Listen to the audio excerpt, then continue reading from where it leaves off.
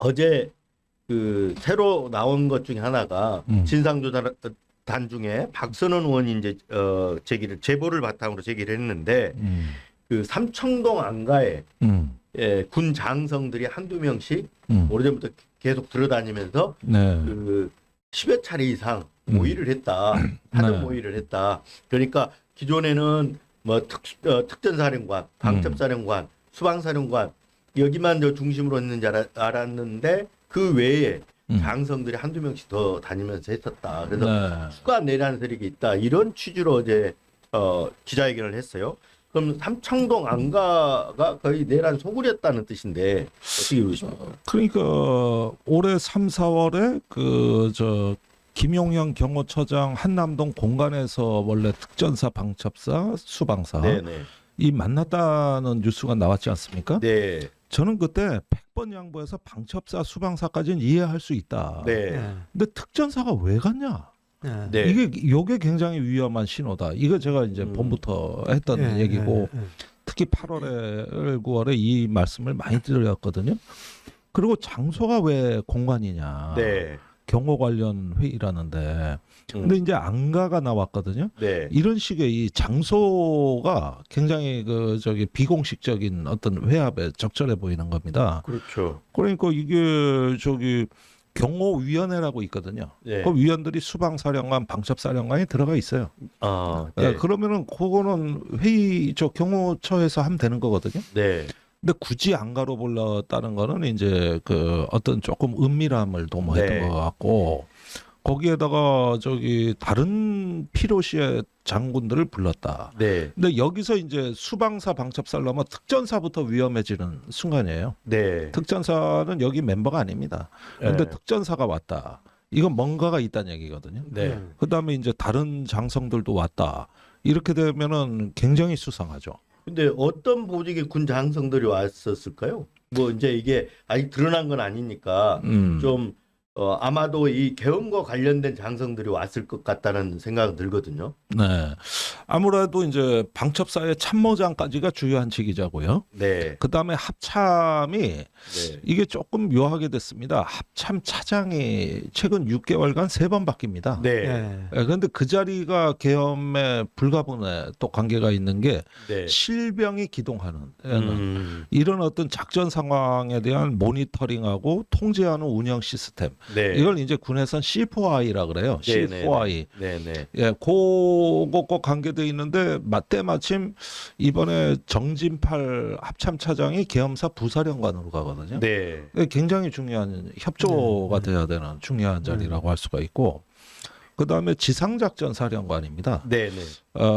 이제 전후방에 지상군 병력이 움직일 때, 네.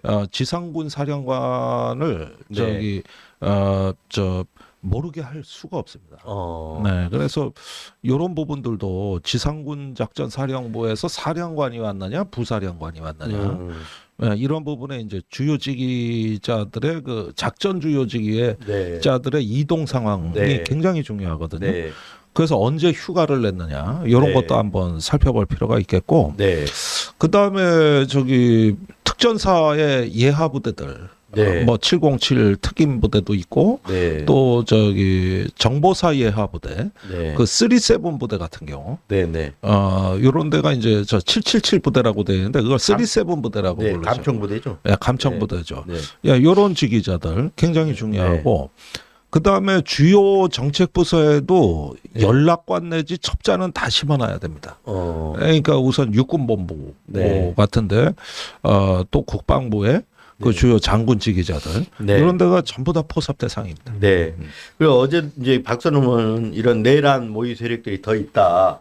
그래서 빨리 더 수사의 박차도 가하고 이제 증거 확보도 해야 된다 하면서 했던 게 이제 군사 작전을 하면 계엄 작전을 하면 그 군 부대끼리 합의 공유된 작전 문건이 있을 거다. 그거부터 증거 확보해라 이런 얘기도 그거 나왔어요. 제가 오래전부터 했던 건데 네. 얘기했던 건데 이제 그 얘기를 하시네. 네. 그러니까 지금 두 가지가 안 나오는 거예요. 네. 두 가지가 뭐냐 하면은 네. 국회 마비가 내란의 목적이냐? 네. 절대 아니에요. 국회 마비는 계엄의 초동 조치에 불과한 거예요. 그렇죠. 예. 예. 그러니까 국회를 마비시켜서 어떻게 하려고 그랬느냐. 이 권력 설계도가 있어야 돼요. 있어야 됩니다. 맞습니다. 예. 그러니까 예를 들면은 12.12는 국회를 마비시키니까 국보위를 만들고 네. 국가보위 입법회의를 만들지 않습니까? 네. 그다음에 유신 때는 네. 통일주체국민회의를 만들고 네. 유정회를 만들지 않습니까? 네. 아니 입법부하고 사법부를 마비시킨 뭐가 있어야 될 거 아니야. 맞습니다. 네. 네. 이거 어떻게 하려고 그런 거야? 이게 원래 계엄의 본계획이에요. 네. 그런데 뭐 비상대권 과도 정부를 수립하려고 했다든지 네. 아니면은 저기 6개월간 계엄 선포해서 네. 이제 6개월 후에 다시 군정에서 민정으로 이양을 네. 하기 위한 뭐 마스터 플랜이 있는데 그 6개월은 그럼 누가 이걸 갖다가 국정을 컨트롤하는 건지 네. 계엄 사령관이 다 됩니까? 안 됩니다. 아는 게 있어야지. 아주 육군 참모총장이 뭘 알아요? 그 각 내각을 통할하는 게 계엄 사령관이 되는 건데. 네. 근데 이제 누가 수족이 돼가지고 통치를 할 거예요? 그러니까 통치 모델 네. 이거 그 국회 마비한 그 이튿날부터 어떻게 하려고 했던 건지 요거는 용산에 분명히 제가 보기에 컨트롤 있어요. 타워 집단이 있어요. 네, 있습니다. 요게 네. 없는 거고 네. 두 번째는 이런 정치적 마스터 플랜을 뒷받침하는 게 군의 작전 계획인데 네. 12월 4일 날 그 전북 익산의 7공수 네. 그다음에 충북 증평의 13공수가 추가 투입하기로 돼 있었거든요. 네, 네. 그래서 그 웬만한 어떤 특수부대는 전원 출동이에요. 그러면 이게 그냥 출동하는 게 아니라 거리에 따라 가지고 축차적으로 투입되는 거거든요. 네. 그다음에 저기 인천 남동구의 구공수, 네. 상공수, 네. 이건 또 경기도 이천 저기 여기 있는 부대들을 네. 이 운용 계획이 있어야 될 거 아니에요. 네. 그러다가 이게 없으면 지휘권 혼란에 충돌을 그렇죠. 하고 난리가 네. 난단 말이에요. 그러니까 이런 것들 작전 계획 지금 나온 게 아무것도 없다는 거예요. 그러니까 이게 나온 게 없다라는 거는 결국은 지금 뭐 특전사령관, 세계 사령관은 다 구속이 됐잖아요. 방첩사, 방사 다. 그리고 저 육군 참모총장도 구속이 되고.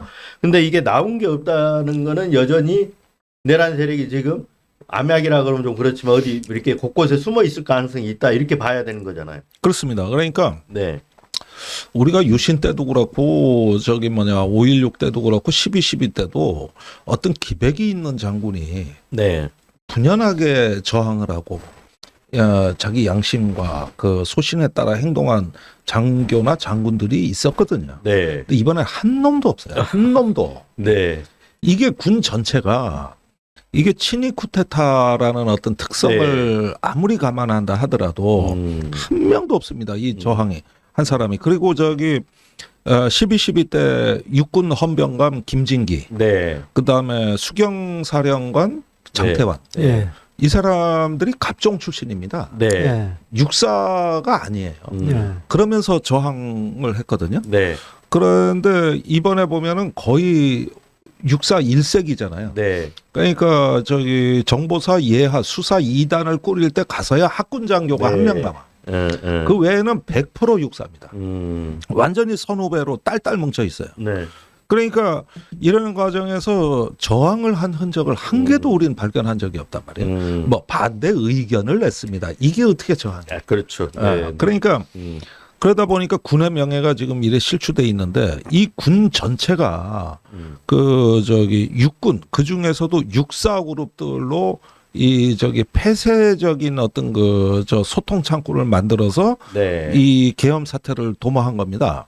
그리고 저기 저항을 했거나 양심 선언을 했거나 제보한 놈이 한 놈도 없어요, 여기. 네. 단 한 놈도.